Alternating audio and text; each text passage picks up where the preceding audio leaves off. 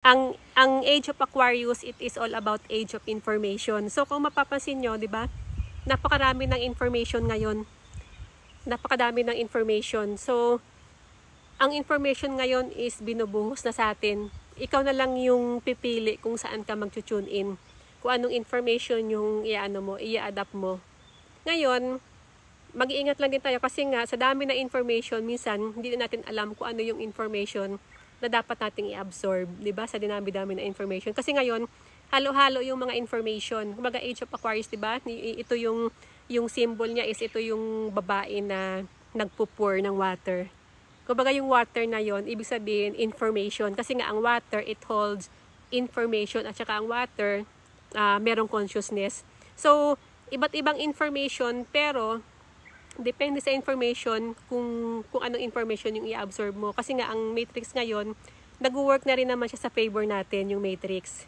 Nag-work na siya sa favor natin. Dahil, nga sabi ko, parang dito sa red zone na to, nung merong, nasa play tayo, di ba? Nasa play tayo ng duality.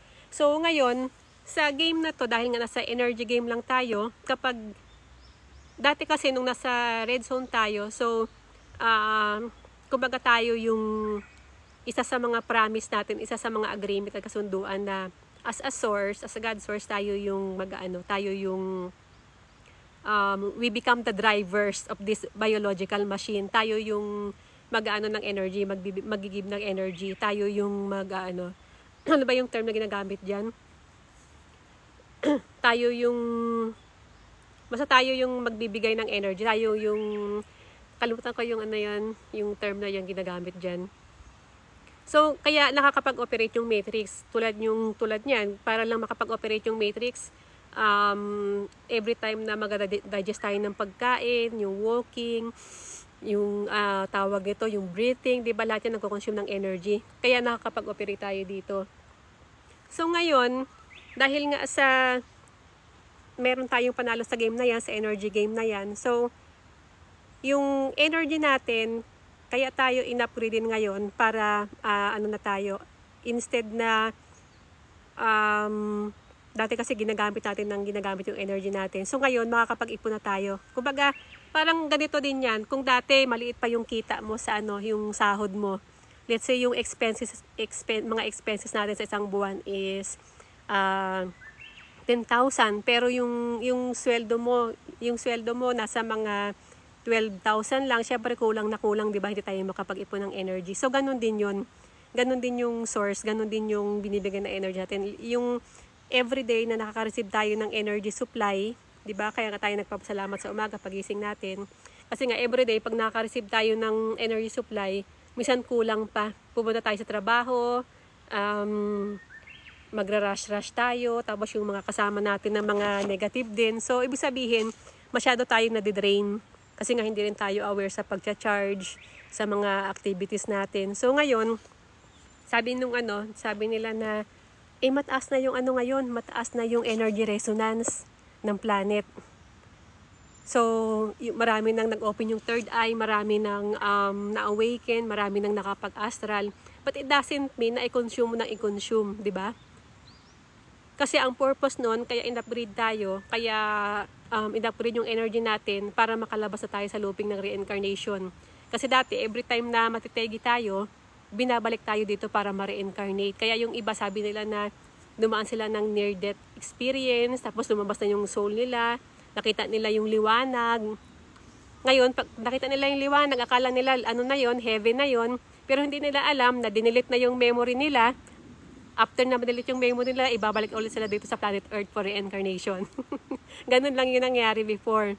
Kumbaga, binabalik na sa looping tayo ng ng pabalik-balik na reincarnation na cycle. Pero ngayon, in-upgrade na yung energy natin para yung 666 carbon atom natin is mag-upgrade na. Makalabas na tayo doon sa mark of the beast ng 666. Lalo na pag pag ka sa religion, di ba? Pag nabinyagan ka, so part ka na rin ng 666. So ganun yung nangyayari. Kaya akala nila pag nakita ka ng liwanag, hindi lahat ng liwanag is papunta na doon, pabalik ka na sa source. Yung liwanag na yun is didelete lang yung memory mo niyan.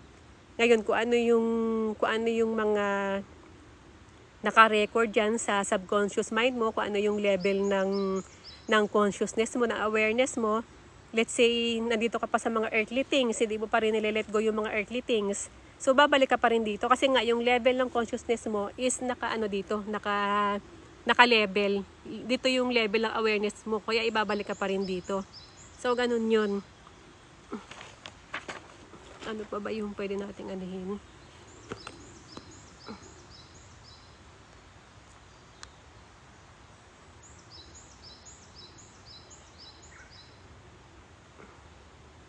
Schumann resonance. So, yun yung Schumann resonance. Yun yung heartbeat ni Mama Gaia. Kasi yung planet natin, meron na siyang heartbeat. 'Di ba? Meron ding heartbeat si Mama Gaia. Parang tayo, 'di ba? Tayo yung mini Earth. Meron tayong heart. Si Mama Gaia, meron din siyang heart. Meron din siyang heartbeat, 'di ba? Pagbiltan mo yung Earth, 'di ba? Heart. So, yung heart, baltarin mo Earth, 'di ba? So, we are connected. Nagaano tayo. Sabi naman meron mga tanong yung mga Archangel sa Infinite Divine, sabi nila na, matrix din naman tong si Mama Gaia, di part pa rin ng nakaka-benefit pa rin daw yung matrix kapag nagka-charge tayo sa nature. Although part din naman tayo ng lower matrix. Kaya lang, itong nature, provided to sa atin para makapag-raise tayo ng frequency.